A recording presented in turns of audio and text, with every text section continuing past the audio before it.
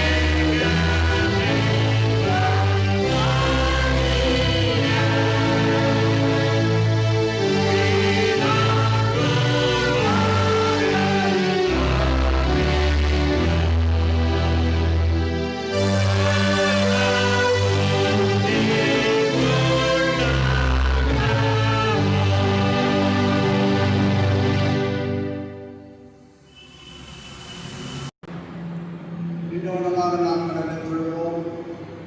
கடவுள் ஆவியாக இருக்கிறார். அதை தொழுது கொள்கிறவர்கள் ஆவியோடும் உண்மையோடும் அவரை தொழுது கொள்ள வேண்டும். உங்களுடைய பிதாவாகி கடவுளாலும் கர்த்தராகி இயேசு கிறிஸ்துவினால் உங்களுக்கு கிருபையும் சமாதானமும் உண்டாவதாக. இந்த கர்த்தர் உடன்படின நாள் இதிலே களிக்கொண்டு மகிழலாம். திரிய கடவுளை நாம் போற்றுவோம். நாம் அனைவரும் சேர்ந்து சொல்வோம். தந்தையாம் கடவுளே, வல்லமையால் ஞானத்தால் எல்லாவற்றையும் படைத்து உமது குமாரனை பட்சமாக தரும்படி உலகத்தில் அன்பு கூறுவதே போற்றுகிறோம். குமாரன் கடவுளை பாவத்தை தவிர்த்து எல்லாவற்றையும் எப்போது மனிதனாகி பாவம் காப்பதற்கு நீதிக்காக உயிர்த்தெழுதியவரை போற்றுகிறோம். பரிசுத்த ஆவியானவராகி கடவுளே, எல்லா உண்மைக்குரிய வழிநடத்தி கடவுளின் அன்பை நெஞ்சில் கூறுகிறவரே போற்றுகிறோம். பிதா குமாரன் பரிசுத்தாவியாக கடவுளே, உமக்கே எக்காலமும் எல்லா புகழும் மகிமையும் உண்டாவதாக. திருமலை வசனம் அடிப்படையில் இந்த காவலை ஆண்டவர் சமூகத்தை நாம் சோதனை செய்வோம்.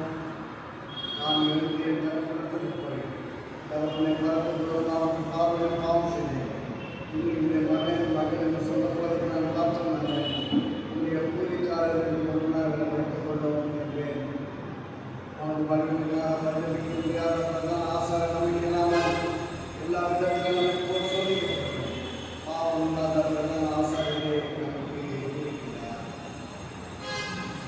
முதலாவது பாவத்தை ஜபத்தை நாம் அனைவரும் சேர்த்து சர்வ வல்லமையும் வீடை இறங்குகிற பிதாவே, தப்பிப்போன ஆளுகள் போல நாங்கள் வருகிறவர்கள் வழிவி அழைக்கப்போம்.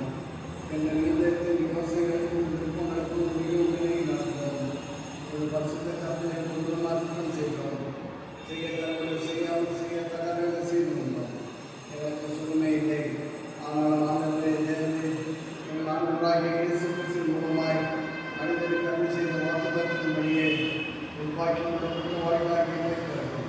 தப்புதல் அறிவியலை பொறுமையாயிருக்கும். பாவத்தின் குற்றங்களை சீர்படுத்தும்.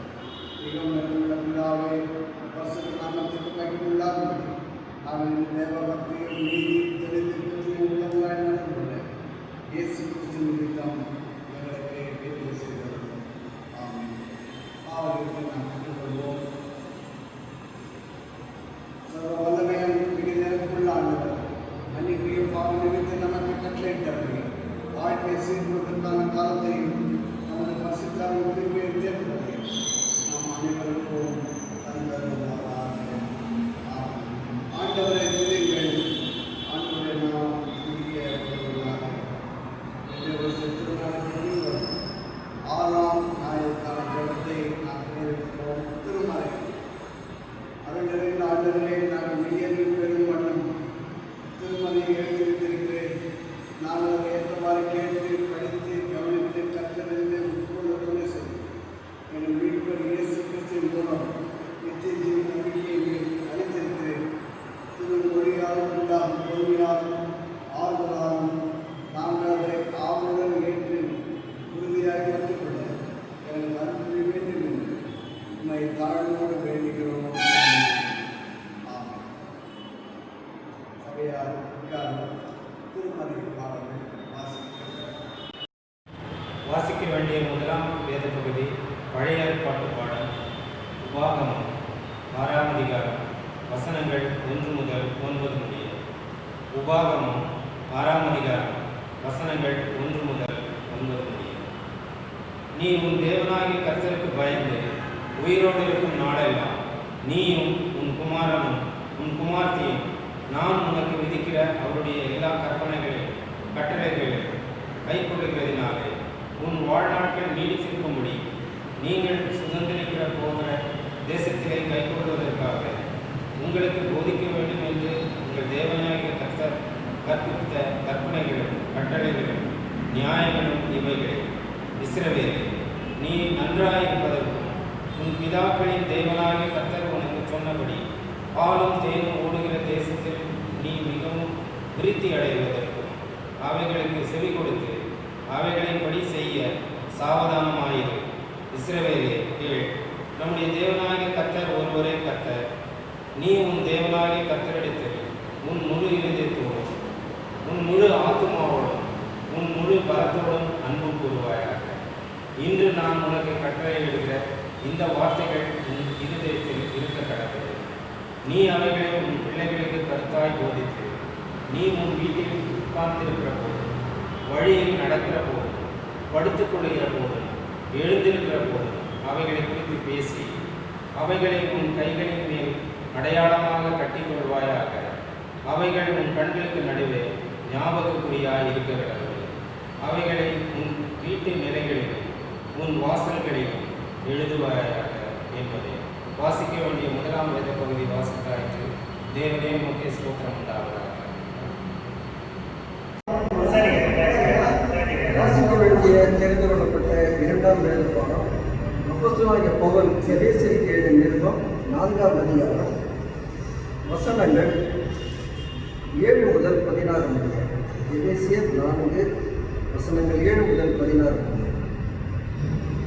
கிறிஸ்துவனுடைய ஈவின் அளவுக்கு தக்கதாக நம்மில் அவனவனுக்கு கிருபை அளிக்கப்பட்டிருக்கிறது. ஆதலால் அவர் உன்னதத்துக்கு ஏறி சிறைப்பட்டவர்களை சிறையாக்கி மனுஷர்களுக்கு வரங்களை அளித்தார் என்று சொல்லியிருக்கிறார். ஏறினார் என்பதினாலே அவர் அதற்கு முன்னே பூமியின் தாழ்வடைகளில் இறங்கினார் என்று விளங்கினது அல்லவா? இறங்கினவரே எல்லாவற்றையும் நிரப்பத்தக்கதாக எல்லா வானங்களுக்கும் மேலாக உன்னதத்திற்கு ஏறினவருமாய் இருக்கிறார். மேலும் நாம் அனைவரும் தேவனுடைய குமாரனை பற்றும் விசுவாசத்திலும் அறிவிலும் ஒருமைப்பட்டவர்களாகி கிறிஸ்துவனுடைய நிறைவான வளர்ச்சியின் அளவுக்கு தக்க பூரண புருஷராகும் வரைக்கும் பரிசுத்தவான்கள் சீர்பொருந்தும் பொருட்டு சுவிசேஷ ஊழியத்தின் வேலைக்காகவும் கிறிஸ்துவின் சரீரமாகிய சபையானது பக்தி விருத்தி அடைவதற்காகவும் அவர் சிலரை அப்போஸ்தலராகவும் சிலரை தீர்க்கதரிசிகளாகவும் சிலரை சுவிசேஷகராகவும் சிலரை மேய்ப்பராகவும் ஊடகராகவும் ஏற்படுத்தினார்.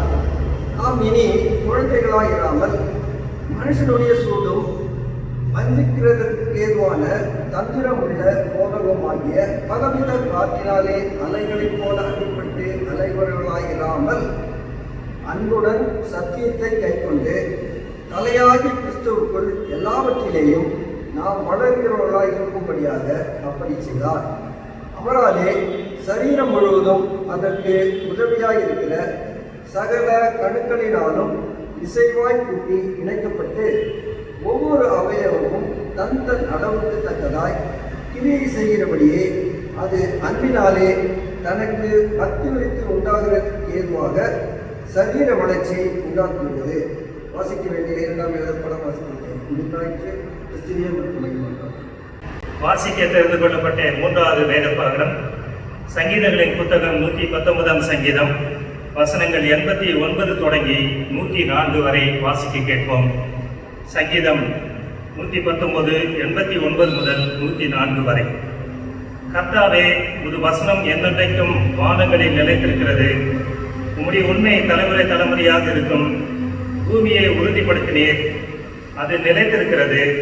உம்முடைய பிரமாணங்களை நிறைவேற்றும்படி அவைகள் இந்நாள் வரைக்கும் நிற்கிறது. சமஸ்தமும் உம்மை சேவிக்கும்.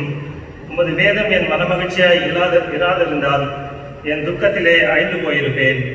நான் ஒருபோதும் உம்முடைய கட்டளைகளை மறக்க மாட்டேன். அவைகளால் நீர் என்னை உயிர்ப்பித்தீர். நான் உம்முடையவன், என்னை ரட்சியும். உம்முடைய கட்டளைகளை ஆராய்கிறேன். துன்மார்க்கர் என்னை அழிக்க காத்திருக்கிறார்கள்.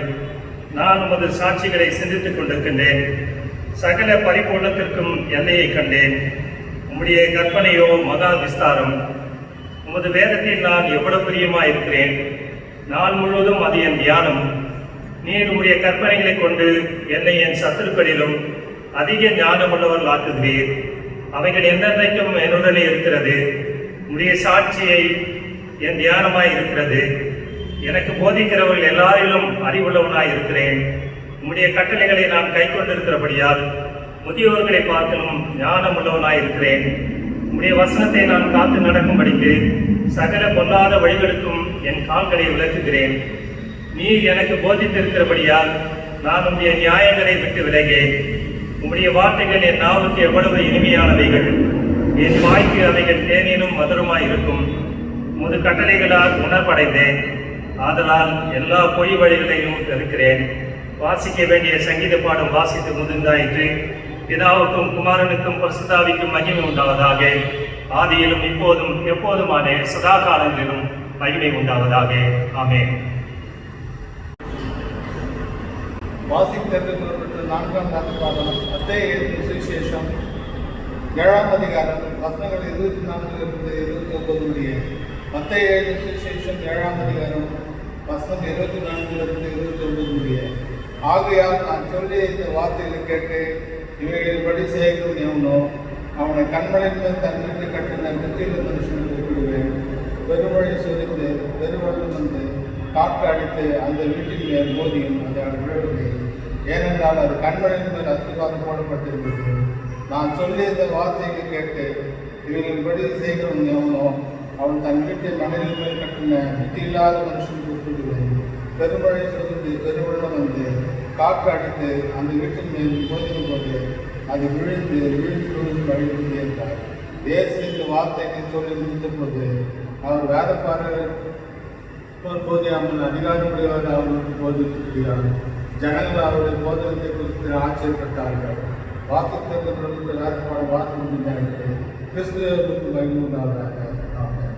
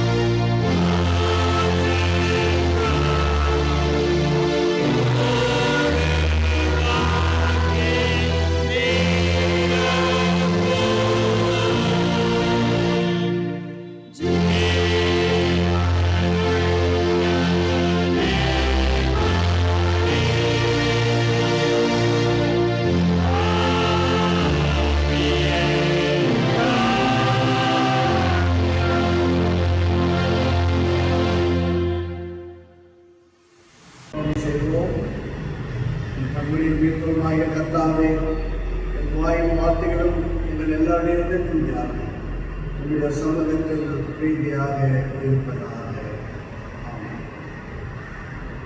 கிறிஸ்துவுக்குள் அன்பான மீட்பர் குடும்பத்தினரை, உங்களுக்கு ஆண்டவராகிய இயேசு கிறிஸ்துவின் திருப்பெயரிலே அன்பான வாழ்த்துக்களை நான் தெரிவித்துக் கொள்கிறேன்.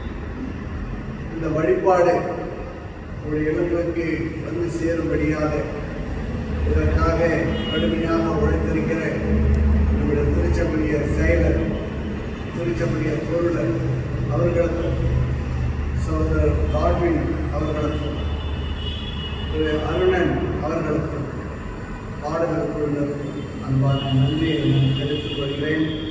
எந்த விதமான பொருள் செலவு இல்லாமல் சுமார் 25,000 ரூபாய் ஒரு மாதத்துக்கு மீதம் செய்கின்ற வகையிலே இந்த பணியை செய்து வருகிறார்கள்.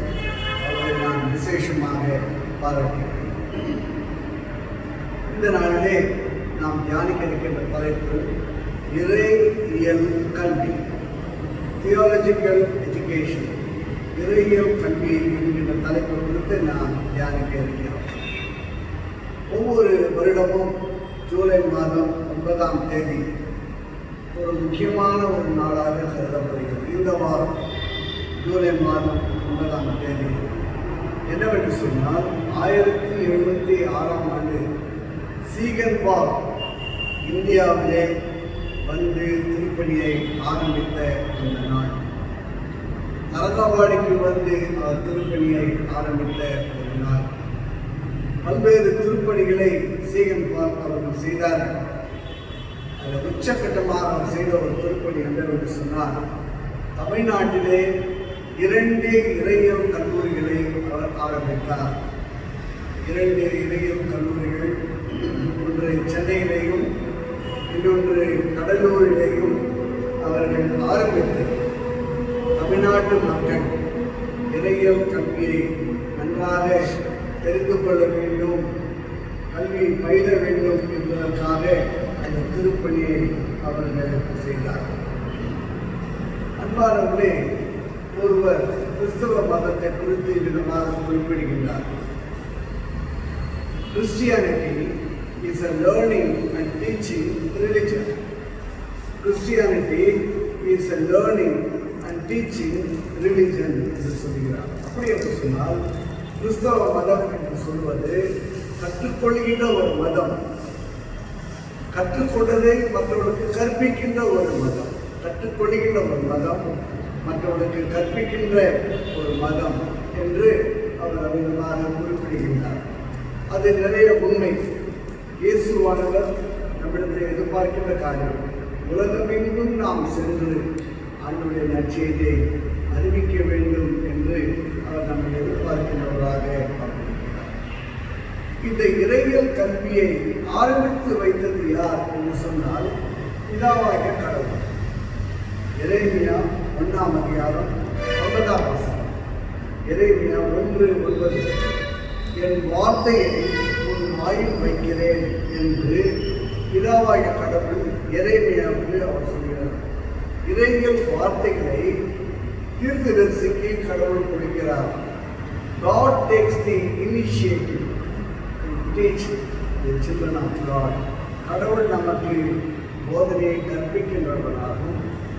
அதை நீங்கள் கற்பிக்க வேண்டும் என்று சொல்லி கட்டளை கொடுக்கின்ற ஆண்டவராக இருக்கிறார். உதாரணம் 6ஆம் அதிகாரம் 24ஆம் வசனத்திலே நீங்கள் போதிக்க வேண்டும் என்று சொல்லி அவர்களுக்கு கட்டளை கொடுக்கின்ற ஆண்டவராக அவர் இருக்கிறார். God takes the initiative and also God makes it as a commandment to teach the word of God, the theological education to the children of God. இறையியல் கல்லூரி எங்கே ஆரம்பிக்கின்றது? யாருக்கு இறையியல் கல்வி முதலிலே தேவை என்று சொன்னால், வாசிக்கின்ற பழி ஏற்பாட்டிலே உபாகமம் 6ஆம் அதிகாரம் 7ஆம் வசனத்திலே உங்கள் பிள்ளைகளுக்கு நீங்கள் கர்த்தருடைய வார்த்தைகளை போதியுங்கள் என்று மோசே சொல்கிறார்.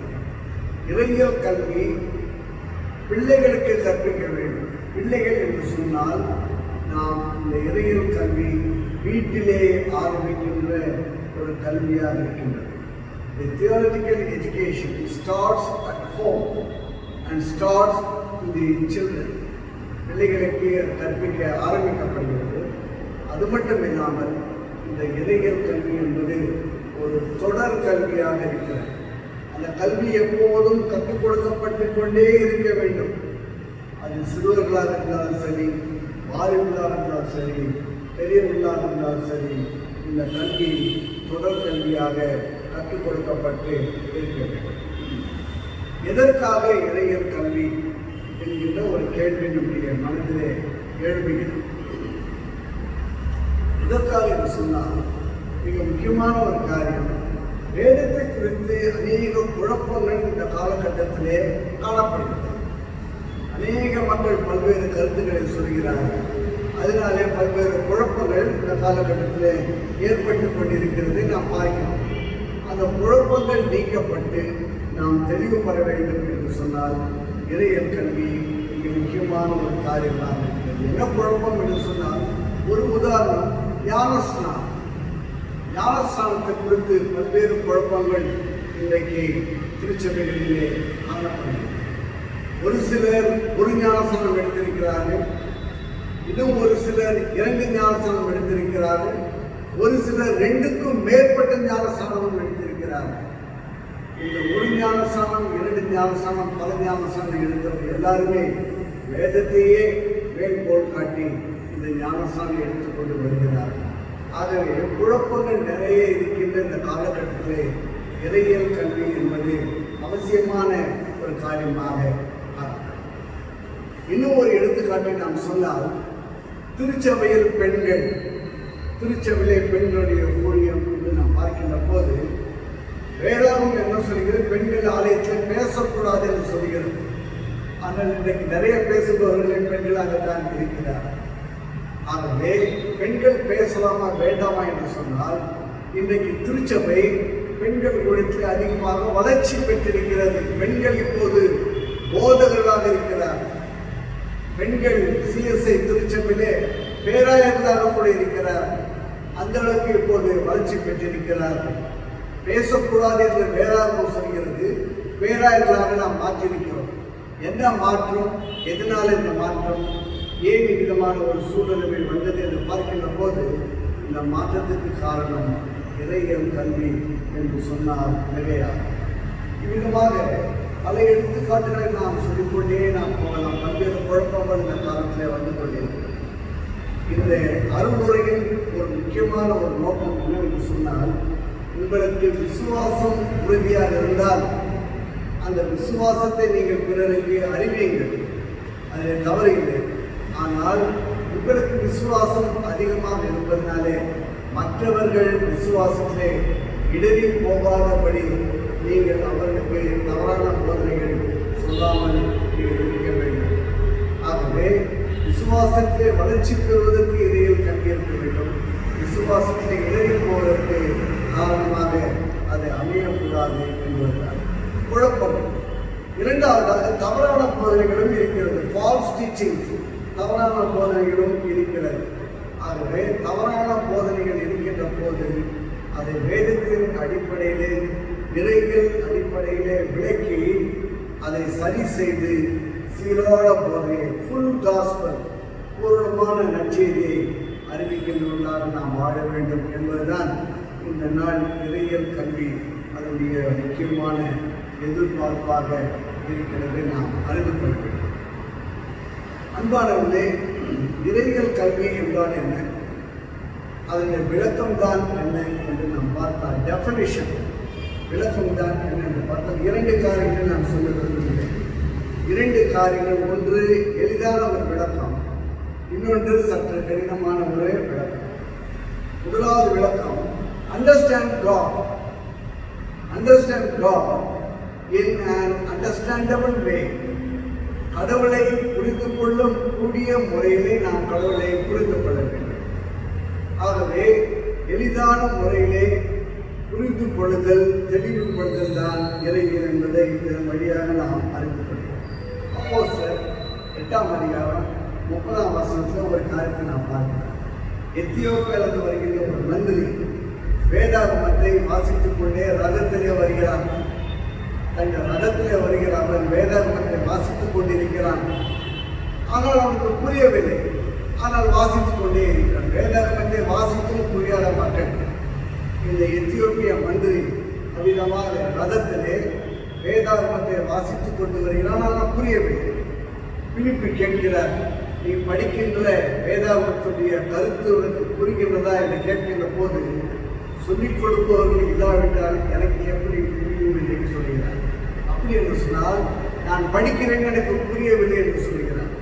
ஆகவே திருமறை கல்வி, இறையியல் கல்வி என்று சொல்வது புரிய வைப்பது, எளிதான முறையிலே கடவுளை புரிந்து கொள்கின்ற வகையிலே புரிந்து கொள்ள வைப்பதுதான் இறையியல் என்பதை ஒரு விளக்கமாக நாம் அறிந்து. இரண்டாவது காரியம், திருமறையை study of God, religion, culture and society என்று நாம் சொல்லலாம். இன்னொரு விளக்கம், கலாச்சாரம், சமுதாயம், மதம், கடவுள் இவர்கள் எல்லாவற்றையும் ஒன்று திரட்டி நாம் கடவுளை முழுமையாக அறிந்து கொள்ள முயற்சிப்பதுதான் இறையியல் என்று இன்னொரு பக்தன் சொல்லுகிறவராக இருக்கிறார். இன்னமாக பல்வேறு விளக்கங்களை நாம் சொல்லிக்கொண்டே நாம் போகலாம். ஆனால் எளிதான முறையில் அறிந்து கொள்ள வேண்டும் என்று சொன்னால், கடவுளை நாம் புரிந்து கொள்ளுதல், கடவுளை நாம் தெரிந்து கொள்ளுதல், அவருக்கு நாம் அர்ப்பணிக்க முன் வருதல், இதுதான் இறையியல் கல்வி என்று நாம் பார்க்கிறோம். திருமறையிலே நாம் வாசிக்கின்ற போது பல்வேறு இறை கல்வியாளர்கள் இருந்ததை நாம் பார்க்கிறோம். பல இறை கல்வியாளர்கள் திருமறையிலே இருந்தார்கள். மோசே மிக சிறந்த இடத்தை பெறுகிறார். முதல் 5 புத்தகங்களை எழுதியவர் மோசே தான். அவர் மிக சிறந்த ஒரு இறை கல்வியாளராக காணப்படுகிறார். பவுலடியார் வேதாகமத்திலே அதிகமான புத்தகங்களை எழுதியவர் பவுலடியார் 13 நிருபங்களை எழுதியவராக காணப்படுகிறார். இயேசுவானவர் 4 நற்செய்தி நூல்களில் இருக்கின்ற அனைத்து போதனைகளையும் நமக்கு சொல்லி எல்லாவற்றையும் நமக்கு போதித்து அறிவித்து இறை அரசை குறித்து நமக்கு விளக்கி சொன்னவர் இயேசுவானவராக காணப்படுகிறார். நம்ம எல்லாருக்கும் தெரியும், வேதாகமத்தை எழுதினவர்கள் 40 பேர்.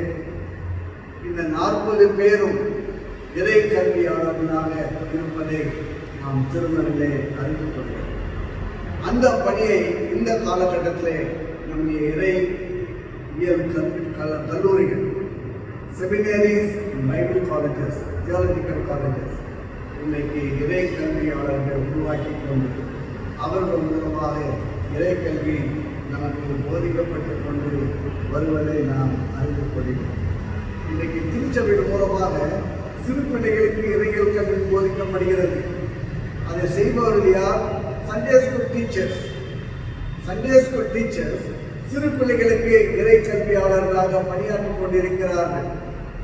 வாலிபர்கள் திடப்படுத்தல் பெறுகின்ற போது திடப்படுத்தல் வகுப்புகளை எடுக்கின்றவர்கள் வாலிபர்களுக்கு இறை கல்வியாளர்களாக பணியாற்றுகிறார்கள். நற்செய்தி அறிவிக்கின்றவர்கள், அருளுரை ஆற்றுகின்றவர்கள் திருச்சபைக்கு இறையியல் கல்வியாளர்களாக திருப்பணி ஆற்றிக் கொண்டு இருக்கிறார். ஆகவே இது உண்மையாகவே நாம் சொன்னால் இறையியல் கல்வி என்பது ஒரு தொடர் கல்வியாக நம்ம வீட்டிலே ஆரம்பித்து நாம் செல்லுகின்ற இடங்களெல்லாம் தொடர்ந்து நடைபெறுகின்ற ஒரு ஊழியமாக இது நடைபெற்று வருகிறது. இறையியல் கல்வியை குறித்து தியானித்துக் கொண்டிருக்கின்றன.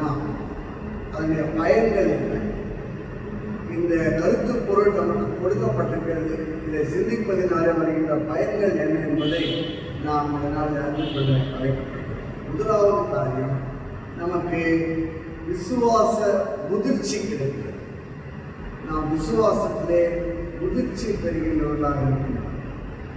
ஃபெய்த் மெச்சூரிட்டி, நமக்கு முதிர்ச்சி கிடைக்கின்றதாக இருக்கிறது. நாம் வேதாகமத்தை படிக்கிறோம், புரிந்து கொள்கிறோம், விழிப்புணர்வு பெறுகிறோம். விழிப்புணர்வின் உச்சகட்டமாக நாம் முதிர்ச்சி பெறுகின்றவர்களாக நாம் இருக்கிறோம். ஏற்கனவே நாம் பார்த்தோம், புரிந்து கொள்ளக்கூடிய வகையிலே புரிந்து கொள்வதான இறையியல் என்று நாம் பார்த்தோம்.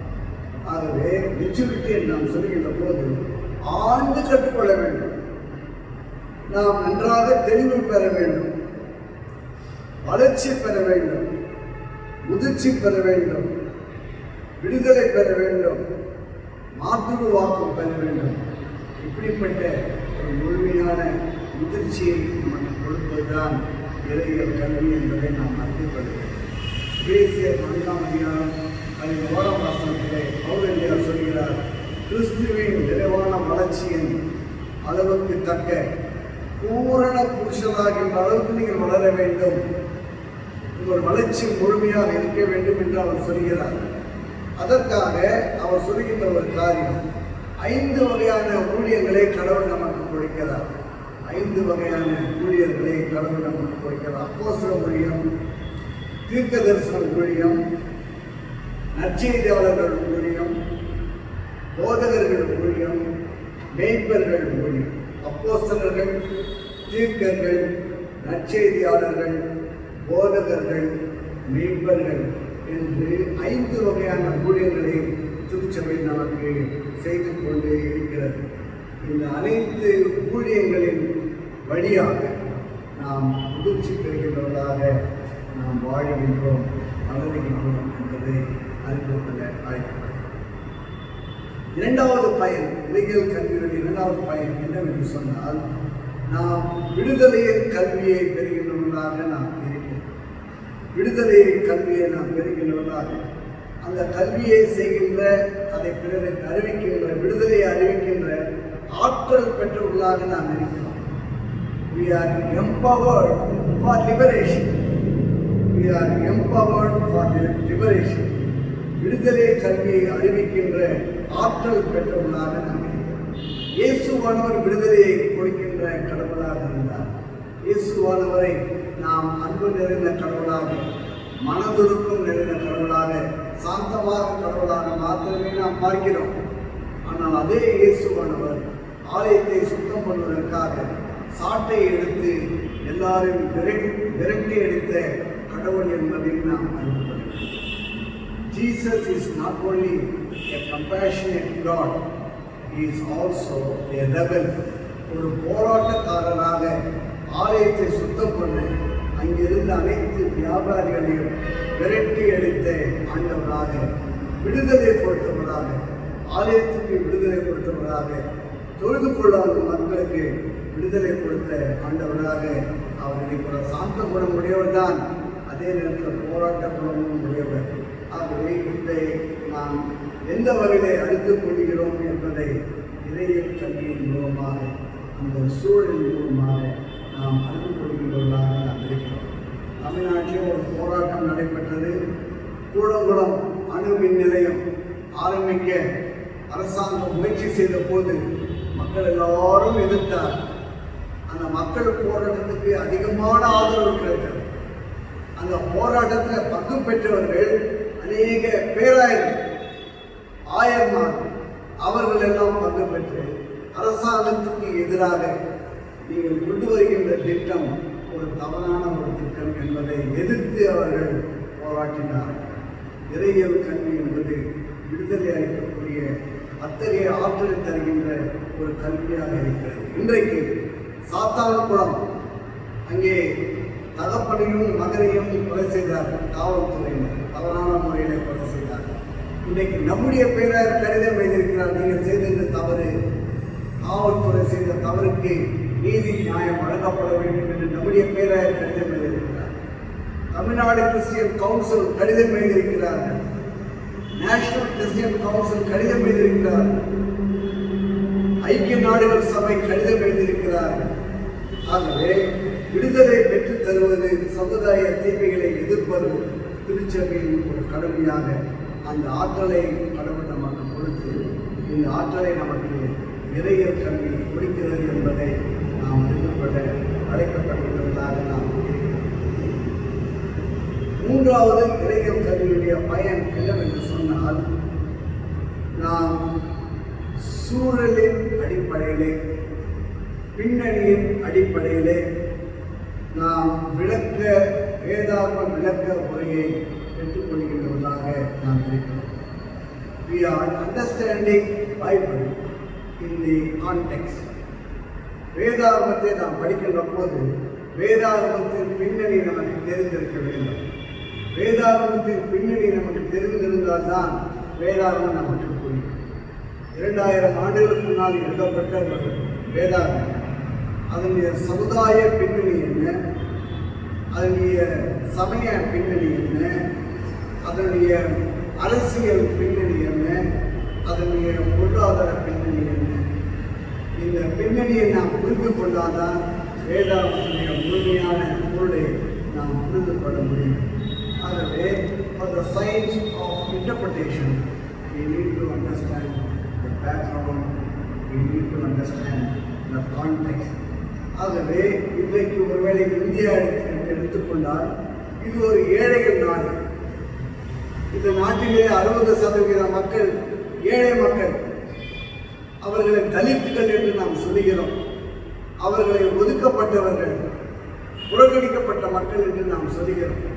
ஆனால் அவர்கள்தான் நிறைய திரளான மக்களாக இந்தியாவில் வாழ்ந்து கொண்டிருக்கிறார். தலித் சந்தி மெஜாரிட்டி பீப்புள்.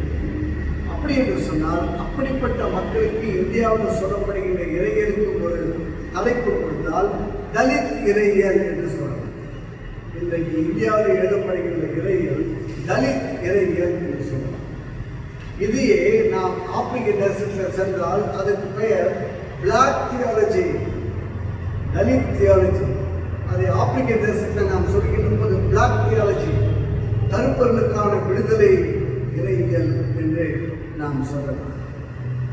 ஆகவே சூழலுக்கு ஏற்ற நற்செய்தியை, சூழலுக்கு ஏற்ற பதிலை கொடுக்கின்ற இறைச்செய்தியை கொடுப்பதுதான் இறையியல் கல்வியாக இருக்கிறது. ஆகவே நாம் சூழலுக்கு ஏற்ற வியாக்கியானத்தை கொடுக்கின்ற இறையியல் கல்வியாளர்களாக நாம் இருக்க அழைக்கப்படுகின்றவர்களாக நாம் இருக்கிறோம்.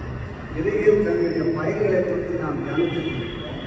அது நமக்கு விசுவாச முதிர்ச்சியை கொடுக்கிறது, நமக்கு விடுதலை அளிக்கின்ற ஒரு கல்வியாக இருக்கிறது, நமக்கு சூழலை உள்ளடக்கிய ஒரு விளக்கத்தை கொடுக்கின்ற ஒரு இறையியல் கல்வியாக இருக்கிறது. கடைசியாக நாம் சொன்னால் ஆன்மீக பற்றை கொடுக்கின்ற இறையியல் நமக்கு அவசியமானதாக இருக்கிறது. எடிஃபிகேஷன் இன் ஸ்பிரிச்சுவல் டைமென்ஷன், எடிஃபிகேஷன் இன் ஸ்பிரிச்சுவல் டைமென்ஷன். ஆவிக்குரிய பற்றுதல் நமக்கு வேண்டும், ஆவிக்குரிய மேம்பாடு கிடைக்கின்றதாக நாம் இருக்க வேண்டும். அத்தகைய இறையியல் கல்விதான் அவசியம் என்பதை நாம் அறிந்து கொள்கிறோம். இயேசுவானவர் அவர் பேசினார், இயேசுவானவர் பிரசங்கம் செய்தார், அருளுரை ஆற்றினார். அதற்கு பல்வேறு கோணங்களிலே அர்த்தம் இருக்கிறது. அவருடைய வார்த்தைகளை வார்த்தையாக எடுத்துக்கொள்ளாமல் அந்த வார்த்தைக்கு உள்ளே அடங்கியிருக்கிற ஆவிக்குரிய கருத்துக்களை நாம் புரிந்து கொள்ள அழைக்கப்படுகின்றவர்களாக நாம் ஒருவேளை சிறுவரை இயேசுவானவர் சொல்கிறார், தாகமாய் இருக்கிறேன் என்று சொல்கிறார். தாகமாய் இருக்கிறேன் என்று சொன்னால் அவர் குடிப்பதற்கு தண்ணீர் வேண்டும் என்று அர்த்தம் அல்ல. அவருக்கு ஆவிக்குரிய தாகம் இருக்கிறது, அவருக்கு ஆத்மீக தாகம் இருக்கிறது. அதை செய்வதற்காக தான் ரட்சிப்பின் பணியை செய்ய இந்த உலகத்தில் வந்தார் என்கின்ற ஆவிக்குரிய ஒரு கோணத்திலே திருமறையை நாம் அறிந்து கொள்ள அழைக்கப்படுகின்றவர்களாக. இயேசுவானவர் சொன்ன உவமைகள், சாதாரணமான முறையில் சொல்லப்பட்ட உவமைகள், அவைகளை வெறும் உவமைகளாக மாத்திரம் நாம் கருதி கொள்ளாமல் அந்த உவமைகள் பரலோக ராஜ்யத்தையே நமக்கு விளக்குகின்ற போதனைகளாக இருக்கிறது. ஆகவே அத்தகைய ஆவிக்குரிய போதனையை கொடுக்க வந்தவர் தான் இயேசுவானவர் என்பதை நாம் அறிந்து கொள்ளலாம். அதை தான் இன்றைக்கு நற்செய்தி உரிமையை நாம் வாசித்தோம். மத்தேயு 7ஆம் அதிகாரம் 24 முதல் 29 வாசகம். நான் சொல்லிய இந்த வார்த்தைகளை கேட்டு நான் சொல்லிய இந்த வார்த்தைகளின்படி நடக்கிறவன் தான் கண்மலையின் மேலே கட்டப்பட்ட வீடாக இருப்பான் என்று இயேசுவானவர் சொல்கிறார். ஆண்டவருடைய வார்த்தையை கடைபிடித்தால், இறையியல் கல்வியை நாம் கடைபிடித்தால், நாம் மணல் மீது கட்டப்பட்ட வீடாக இல்லாமல் கண்மலையின் மேலே கட்டப்பட்ட வீடாக நாம் இருப்போம். Where is your foundation? நம்முடைய அடித்தளம் எங்கே இருக்கிறது என்று சொன்னால் ஆவிக்குரிய பற்றுடைய ஒரு அடித்தளமாக நாம் வாழ்ந்து கொண்டிருக்கிறோம் என்று நாம் வாழ வேண்டும். அந்த அடிப்படையிலே திருமலையை நாம் புரிந்து கொள்கிறவர்களாக நாம் இருக்க வேண்டும். திருமலையை ஆழ்ந்து கட்டுப்பட வேண்டும், தெளிவு பெற வேண்டும். குழப்பங்கள் நீக்கப்பட வேண்டும், புரிந்து கொள்ள வேண்டும், பயிற்றுவிக்க வேண்டும், வளர்ச்சி பெற வேண்டும், முதிர்ச்சி பெற வேண்டும், விழிப்புணர்வு பெற வேண்டும், விடுதலை பெற வேண்டும். பின்னணியின் அடிப்படையிலே நாம் அறிந்து கொள்ள வேண்டும். மாற்று உருவாக்கும் பெறுகிறவர்களாக நாம் இருக்க வேண்டும். அந்த அடிப்படையிலே நாம் வேதத்தை வியாக்கியானம் செய்கின்றவர்களாக நாம் இருக்க வேண்டும். வேதத்தை வாசித்தான், ஆனால் புரியவில்லை. அவனுக்கு என்ன தேவை? விளக்குகின்றவர்கள் தேவை, வியாக்கியானம் செய்கின்றவர்கள் தேவை, அந்த இறையியல் கல்வியாளர்கள் தேவை. ஆகவே இறையியல் கல்வியாளர்கள் இருக்கின்ற போது, இறையியல் கல்வியை சரியான முறையில் போதிக்கின்ற போது, நாம் பிறரை ஆவிக்குரிய வாழ்விலே முதிர்ச்சடைய செய்கின்றவர்களாக, அவனுக்கு நிறைவான ஒரு விடுதலை கொடுக்கின்றவர்களாக, நல்ல பின்னணியிலே திருமறையை புரிந்து கொள்ள உதவி செய்கின்றவர்களாக, ஆவிக்குரிய வாழ்விலே வளர்ச்சியடைய செய்கின்றவர்களாக நாம் இருக்கிறோம். திருமாதம் வாசிக்கின்ற மத்திய 7ஆம் அதிகாரம் 21ஆம் வசனம், இதை நான் குறிப்பிட விரும்புகிறேன். பிதாவின் சித்தத்தின்படி செய்கிறவனே பரலோக ராஜ்யத்தில் பிரவேசிப்பான். பிதாவின் சித்தத்தின்படி செய்கிறவனே பரலோக ராஜ்யத்தில் பிரவேசிப்பான். அன்பானவர்களே, இறையியல் கல்வியை குறித்து தியானித்திருக்கின்றன. இந்த 2 காரியங்களை நான் கடைசியாக குறிப்பிட்டு நான் முடிக்க விரும்புகிறேன். ஒன்று, மத்திய 7:21, பிதாவின் சித்தத்தின்படி இறையியல் கல்வியாளர்கள் கூற்றின்படி செய்கின்றவர்கள் தான் பரலோக ராஜ்யத்திலே பிரவேசிப்பார். ஆகவே இறையியல் கல்வி மிகவும் நமக்கு அவசியம், அதை பின்பற்ற வேண்டும் என்பதை நாம் அறிந்து கொண்டார்கள். இரண்டாவதாக, நம்முடைய விசுவாசம் என்பது மற்றவர்களுக்கு விசுவாச வளர்ச்சியை கொடுக்க வேண்டும். அதற்கு மாறாக அவர்கள் விசுவாசத்தை இடறி போவதற்கு காரணமாக ஞானஸ்தானத்தை குறித்து நிறைய பேசுகின்றார்கள். ஆனால் மற்றவர்கள் விசுவாச வளர்ச்சி பெறாமல் விசுவாச அவர்கள் இடையூறாக இருக்கிறது நாம் காலத்தை கண்கூடாக பார்க்கிறோம்.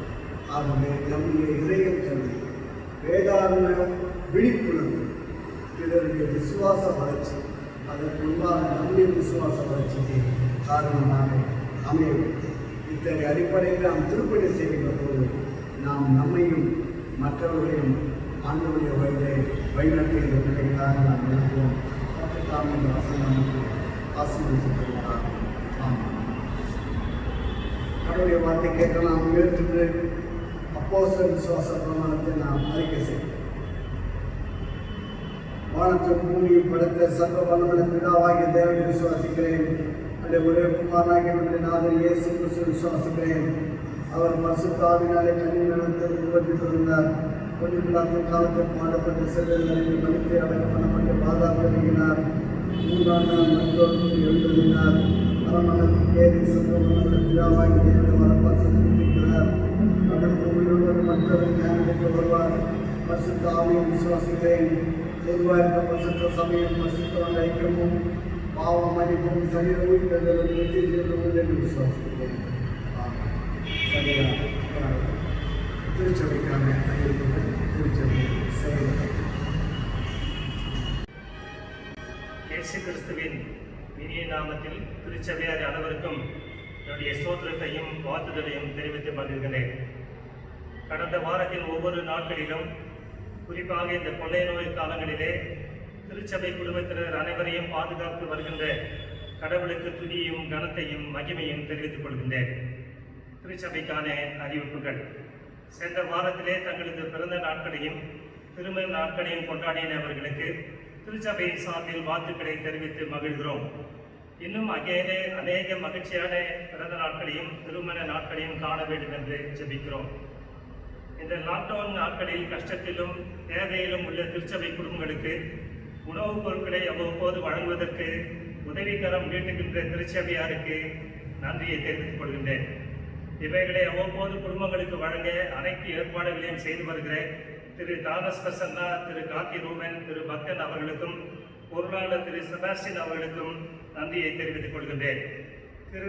கிராம திருச்சபைகள் மேலக்குப்பம், டிசிக்குப்பம், கூட்டுத்தாக்கு மற்றும் மூளைக்கொள்ளை ஆகிய திருச்சபைகளுக்கு நிவாரணப் பொருட்களை வழங்கி வருகின்ற கிராம திருச்சபை உபதேசியார்களுக்கு நன்றியை தெரிவித்துக் கொள்கின்றேன். திருச்சபையில் இருக்கின்ற பல குடும்பங்கள் தங்களுடைய மாதாந்திர காணிக்கைகளை படைத்து வருகிறீர்கள். உங்களுக்கு நன்றி செலுத்துவதோடு மாத்திரமல்லாது உங்களுக்காக ஜெபித்து வருகிறோம். இந்த வாரத்திலே காணிக்கைக்கு அவர்களை கொடுக்க விரும்புகின்றவர்கள் திங்கள் முதல் வெள்ளி வரையில் காலை 10 மணி முதல் 12 மணி வரைக்கும் ஆலயத்திலே கொடுக்கும்படி அன்புடன் கேட்டுக்கொள்கின்றோம். நேரில் செலுத்த முடியாதவர்கள் ஆலய பணியாளர் திரு பால் அவர்களை தொலைபேசியில் அழைத்து அவரிடம் கொடுத்தனுப்பும்படி அன்போடு கூட கேட்டுக்கொள்கின்றோம். ஒவ்வொரு வாரமும் ஆராதனை நடத்தி சிறப்பான செய்திகளை நமக்கு வழங்கி வருகின்ற ஆயரவர்களுக்கு நம் அனைவரின் சார்பிலே நன்றியை தெரிவித்துக் கொள்கின்றோம். வேத பாடங்களை வாசித்தவர்களுக்கும் பாடல்களை பாடினவர்களுக்கும் இசைக்கருவிகளை வாசித்த சகோதர சகதிகளுக்கும் நன்றியை தெரிவித்துக் கொள்கின்றேன். இந்த நிகழ்ச்சிகளை காணொலியின் மூலமாக ஒளிபரப்பு செய்து வருகின்ற சகோதரன் காட்வின், சகோதரர் அருணன் அவர்களுக்கு திருச்சபையின் சார்பிலே நன்றியை தெரிவித்துக் கொள்கின்றேன். ஜெப குறிப்புகள். உலக நாடுகளையே அச்சுறுத்திக் கொண்டிருக்கும் கொரோனா வைரஸின் தாக்கம் முற்றிலும் அழிக்கப்பட திருச்சபையார் ஜெபிக்கும்படி அன்போடு கூட கேட்டுக்கொள்கின்றோம். நம்முடைய வேலூர் மாவட்டத்திலே ஒவ்வொரு நாளும் இந்த கொரோனா தாக்குதல்கள் அதிகமாக இருப்பதனாலே நாம் அதிகமாக ஜெபிக்க அழைக்கப்படுகின்றோம். குறிப்பாக நம்முடைய சிஎம்சி மருத்துவமனைக்காக ஜெபிக்க உங்களை அன்போடு கூட கேட்டுக்கொள்கின்றோம். இந்திய எல்லையில் சீனா, பாகிஸ்தான், நேபாளம் ஆகிய நாடுகள் மூலம் அடிக்கடி ஏற்படுகின்ற பதட்டமான சூழ்நிலையை மாறவும் சமாதானம் ஏற்படவும் திருச்சபையார் உங்கள் தனி ஜபங்களிலே, குடும்ப ஜபங்களிலே ஜபிக்கும்படி உங்களை அன்போடு கூட கேட்டுக்கொள்கின்றோம். இத்துடன் திருச்சபைக்கான அறிவிப்புகள் நிறைவு பெற்றன. தேவன் நமக்கு பயணமுள்ள ஆவியை கொடாமல் பலமும் அன்பும் தெளிந்த புத்தியுள்ள ஆவியை கொடுத்திருக்கிறார். ஆகவே எதற்கும் கலங்காமல் பரிசுத்த ஆவியானவரின் துணையுடன் ஆண்டவரின் வருகைக்கு ஆயத்தமாகவும் மற்றவர்களையும் ஆயத்தப்படுத்துவோம். ஆமென். ஜெபம் செய்வோம். இந்த பரிசுத்த ஆண்டவரே, பிள்ளைகளாகி நாங்கள் உங்கள் சமூகத்தை கூடி வந்து தொழுது கொள்ள நீர் கொடுத்த கிருபைக்காக நாங்கள் நன்றி சொல்கிறோம். உங்கள் தூதர்கள் துணித்திரு போற்றி பாடுவது போல உங்கள் பிள்ளைகளாகி நாங்களும் நீர் பரிசுத்தர் பரிசுத்தர் பரிசுத்தர் என்று நாங்கள் துதிக்கிறோம், போற்றுகிறோம், வணங்குகிறோம். ஆண்டவரை நீர் கொடுத்த இந்த வழிபாட்டு நேரத்துக்காக நன்றி சுவாமி. இந்த நாளை நீர் கொடுத்த நல்ல செய்திக்காக நன்றி சொல்கிறோம். இறையியல் கல்வி சிறிய வயதிலே வீட்டிலே ஆரம்பிக்கிறது. இதை ஆரம்பித்து வைத்தவர் கடவுள் என்பதை நாங்கள் அறிந்து கொண்டோம். இந்த கல்வியானது சிறுபிள்ளைகளுக்கு மட்டுமல்ல, வாலிபர்கள், பெரியவர்கள் என அனைவருக்கும் ஒரு தொடர் கல்வியாக வழங்கப்பட வேண்டும் என்று சொல்லி எனக்கு கட்டளையாக கொடுக்கிறேன். ஆண்டவரை புரிந்து கொள்ளாமல் வாழ்கின்ற மக்களுக்கு புரிந்து கொள்ளக்கூடிய வகையிலே சொல்வதுதான் இடையல் என்பதை நாங்கள் அறிந்து கொண்டோம். மோசே, தீர்க்கதரிசி, பவுலடியார், இயேசுமானவர், இயேசுவின் சீடர்கள், இன்றைய காலத்திலே இறையல் கல்லூரி ஆசிரியர்கள் உட்பட பல்வேறு மக்கள் இடைக்கல்வியாளர்களாக சிறப்பான போதனைகளை திருச்சபைகளுக்கு விலக்கிக் கொடுத்து சிறு பிள்ளைகளையும் வாலிபர்களையும் பெரியவர்களையும் உருவாக்கி வருகின்ற பெரிய திருப்பணிகளுக்காக நாங்கள் நன்றி சொல்கிறோம். இதனாலே நாங்கள் விழிப்புணர்வு பெற்று விசுவாச முதிர்ச்சியை பெறுகிறோம். இதனாலே நாங்கள் ஆற்றல் பெற்று சமுதாய தேவைகளை எதிர்த்து விடுதலை பெற்றுத் தருகின்ற பிள்ளைகளாக நாம் மாறுகின்றோம். நாங்கள் பின்னணிகளை, வேதத்தின் பின்னணியை புரிந்து கொண்டு சிறப்பான முறையில் விளக்க உரை கூறவும் வியாக்கியானம் பண்ணவும் இந்த எல்லா முயற்சியின் மூலமாக நாங்கள் ஆர்வக்கூடிய மேம்பாடு பெற்றுக்கொள்ள தேவை புரிந்து வருகிறேன். பிதாவின் சத்தத்தை செய்கின்றவர்களே பலவற்றை பிரவேசிப்பார் என்று சொன்னார்களே, நாங்கள் இந்த வாக்கின்படி செய்து நடந்து இந்த ராஜ்யத்தை நாங்கள் பிரவேசிக்கும். இன்னும் மக்களுடைய விசுவாச வளர்ச்சிக்கு ஊன்றுகோலாக இருந்து விசுவாசத்தை அவர்கள் இடறி போவதற்கு காரணமாக இல்லாதபடி இதை தடுத்து ஆட்கொள்ளும்படியாக நான் ஜெபிக்கிறேன். என்னோட திருச்சபையை ஆசீர்வதியும், திருச்சபை மக்களை ஆசீர்வதியும், எல்லாருடைய தேவையும் தயவாய் கண்ணோக்கிப்பாரும், எல்லாருடைய ஜெபங்களையும் தயவாய் கண்ணோக்கிப்பாரும், எல்லாவற்றையும் திருவுரு சுத்தமாக மாற்றிக் கொடுக்கும். இந்த நிறமான ஆசிரியத்தை ஒவ்வொருவருக்கும் தற்படியாக நாங்கள் ஜெபிக்கிறோம். பரிபூர்ண ஆசீர்வாதம் பெற்றுக்கொண்டு நாங்கள் பிறருக்கும் ஆசீர்வாதமாக ஜீவிக்க கர்த்தரை தற்படியாக நாங்கள் ஜெபிக்கிறோம். கர்த்தாவே, இந்த கொரோனா நோயினாலே பாதிக்கப்பட்டிருக்கின்ற என்னுடைய தேசத்துக்காக, இந்த அகில உலகத்துக்காக நாங்கள் ஜெபிக்கிறோம்.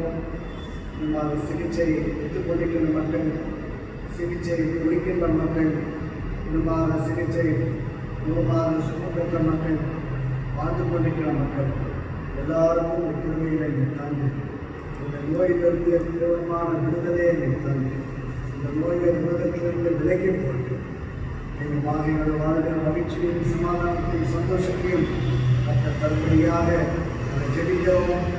விழுந்து போன பொருளாதாரத்தை நிலைநிறுத்த முடியாது. குறிப்பாக தடைப்பட்டிருக்கின்ற இந்த வழிபாடுகள் மீண்டுமாக நிலைநிறுத்தப்பட்டு நாங்கள் இணைந்து ஆண்டவரை உயர்த்தி பிடிக்கின்ற அந்த மகிழ்ச்சியான நாட்டிலே கர்த்தருக்கு தரும்படியாக நாங்கள் ஜெபிக்கிறோம். சுவாமி, எங்கள் எல்லாரும் ஆசீர்வதிக்கும் பிள்ளைகளாக எல்லா துதி கனம் மகிமை உண்மைக்கே ஏறடிக்கிறோம். எங்கள் ஆண்டவர் இயேசு கிறிஸ்துவின் மூலம் கேட்டுக்கொள்கிறோம் பிதாவே. ஆமென். பரமண்டலத்தின் பிதாவே, நாமம் வசப்படுவதாக, ராஜ்யம் வருவதாக, விசுத்த பரமத்தை செய்வதற்கு பூர்த்தி செய்வதாக, அல்லது வேண்டாத நிறுத்தாரும் சோதனைக்கு பிரவேசிக்கப்படாமல் தேர்ந்தெடுத்து ராஜ்யமும் வல்லமையும் மகிழ்ச்சி என்றைக்கும் உண்மையவைகளே. ஆமென். ஆத்மாவே கர்த்தரை ஸ்தோத்திரை, உங்களுடைய வீடு பரிசுத்த நாமத்தை ஸ்தோத்திரை. ஆத்மாவே கர்த்தரை ஸ்தோத்திரை, அவர் செய்த சகல உபகாரங்களையும் கொண்டாடுவாரே. இந்த ஆண்டவராகிய இயேசு கிறிஸ்துவின் கிருபை, பிதாவாகிய தேவன் பரிசுத்தாவின் ஐக்கியமும் மைநட்டுதலும் சமாதானம் நம் அனைவரோடு கூட என்றும் என்றும் சதா காலம் என்றும் இருப்பதாக.